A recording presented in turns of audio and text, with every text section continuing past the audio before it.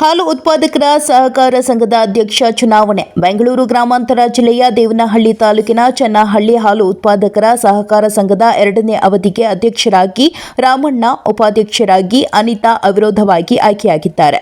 ಚನ್ನಹಳ್ಳಿ ಹಾಲು ಉತ್ಪಾದಕರ ಸಹಕಾರ ಸಂಘದ ಅಧ್ಯಕ್ಷರಾಗಿದ್ದ ಮುನಿರಾಜುರವರ ರಾಜೀನಾಮೆಯಿಂದ ತೆರವಾಗಿದ್ದ ಅಧ್ಯಕ್ಷ ಸ್ಥಾನಕ್ಕೆ ನಡೆದ ಚುನಾವಣೆಯಲ್ಲಿ ಸಂಘದ ಸದಸ್ಯರು ಎಲ್ಲರೂ ಒಟ್ಟಿಗೆ ಸೇರಿ ರಾಮಣ್ಣ ಅಧ್ಯಕ್ಷರಾಗಿ, ಅನಿತಾ ಉಪಾಧ್ಯಕ್ಷರನ್ನಾಗಿ ಆಯ್ಕೆ ಮಾಡಿದ್ದಾರೆ. ನೂತನವಾಗಿ ಆಯ್ಕೆಯಾದ ಅಧ್ಯಕ್ಷ, ಉಪಾಧ್ಯಕ್ಷರನ್ನು ಅಭಿನಂದಿಸಿದ ಗ್ಯಾರಂಟಿ ಯೋಜನೆಗಳ ಜಿಲ್ಲಾಧ್ಯಕ್ಷ ಬಿ ರಾಜಣ್ಣ ಮಾತನಾಡಿ, ಮುಖ್ಯಮಂತ್ರಿ ಸಿದ್ದರಾಮಣ್ಣ ಸರ್ಕಾರ ರೈತರ ಪರವಾಗಿದ್ದು ಹಾಲು ಉತ್ಪಾದಕರಿಗೆ ಪ್ರತಿ ಲೀಟರ್ಗೆ 5 ರು ಬೆಂಬಲ ಬೆಲೆ ನೀಡುತ್ತಿದೆ.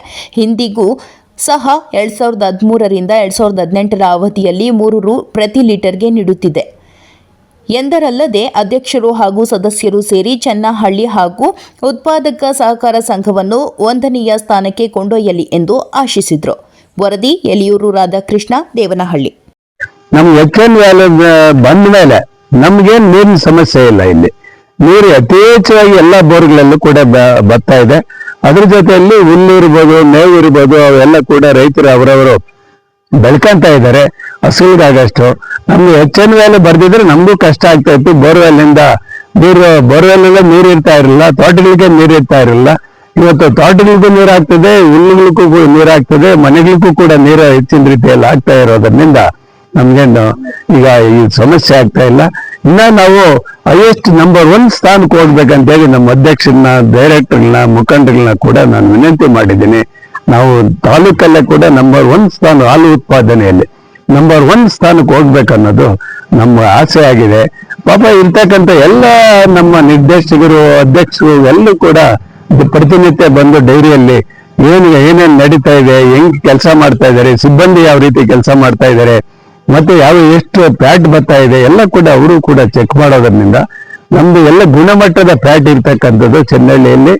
ಗುಣಮಟ್ಟದ ಹಾಲು ಕೂಡ ನಾವು ಬೆಂಗಳೂರು ಡೈರಿಗೆ ಕಳಿಸ್ತಾ ಇದ್ದೀರಿ.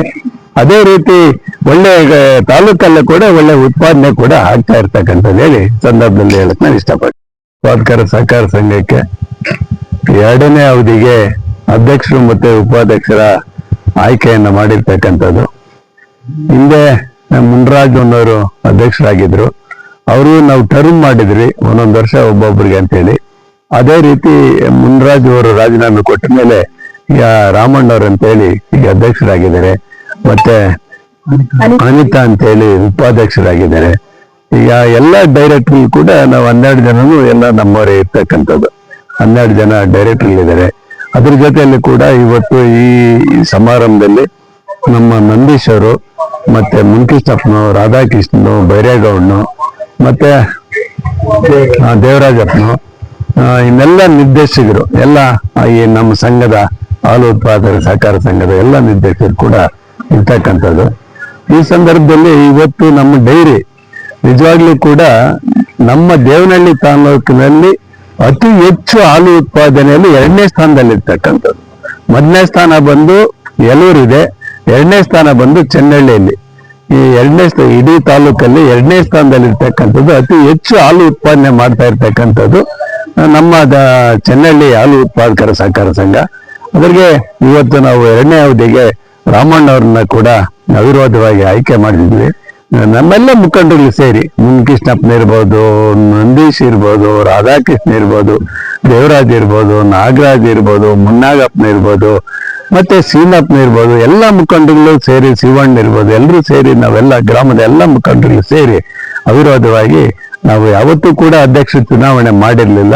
ಮತ್ತೆ ನಿರ್ದೇಶಕ ಚುನಾವಣೆಯನ್ನು ಕೂಡ ಯಾವತ್ತು ಹಿಂದೆ ಒಂದ್ಸಲ ಆಗಿದ್ವು, ಇಲ್ಲ ಅಂತ ಹೇಳಲ್ಲ. ಅದಾದ್ಮೇಲೆ ನಾವು ಡೈರಿಗ ಯಾವುದೇ ರೀತಿಯಾಗಿ ನಾವು ಅದ್ರಾಗ ಬರ್ಸಂಗ್ ಆಗೋದು ಬೇಡ, ಅದನ್ನ ಖರ್ಚು ಹಾಕೋದು ಬೇಡ ಅನ್ನೋ ದೃಷ್ಟಿ ಇಟ್ಕೊಂಡು ನಾವೇ ಎಲ್ಲ ಮುಖಂಡರಿಗೆ ಕೂತ್ಕೊಂಡು ಅವಿರೋಧವಾಗಿ ಮಾಡಿ ಇವತ್ತು ಡೈರಿ ಬಹಳ ಚೆನ್ನಾಗಿ ನಡೆಸ್ಕೊಂಡು ಹೋಗ್ತಾ ಇದೆ.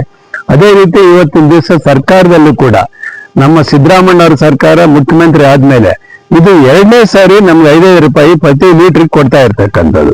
ಈಗ ಹಿಂದೆ ಅವರ ಅವಧಿಯಲ್ಲಿ 13ರಿಂದ 18ರ ಅವಧಿಯಲ್ಲೂ ಕೂಡ 3 ರೂಪಾಯಿ ಕೊಟ್ಟರು. ಇವತ್ತು 5 ರೂಪಾಯಿ ಕೂಡ ಪ್ರತಿ ಲೀಟರ್ಗೆ ಈಗ ಬರ್ತಾ ಇದೆ. ಯಾವ್ಯಾವ್ದು ಕಂಟಿನ್ಯೂಸ್ ಬರ್ತಾನೆ ಇದೆ. ತಿಂಗಳಿಗೊಂದ್ಸರಿ ಅದೆಲ್ಲ ಹಾಕ್ಬಿಡ್ತಾರೆ. ಯಾವ್ಯಾವ ಎಲ್ಲೆಲ್ಲಿ ಎಷ್ಟೆಷ್ಟು ಅಮೌಂಟ್ ಹಾಕ್ಬೇಕು ಅದೆಲ್ಲ ಕೂಡ ಅವರವ್ರ ಅಕೌಂಟ್ಗೆ ಜಮಾ ಆಗುತ್ತದೆ.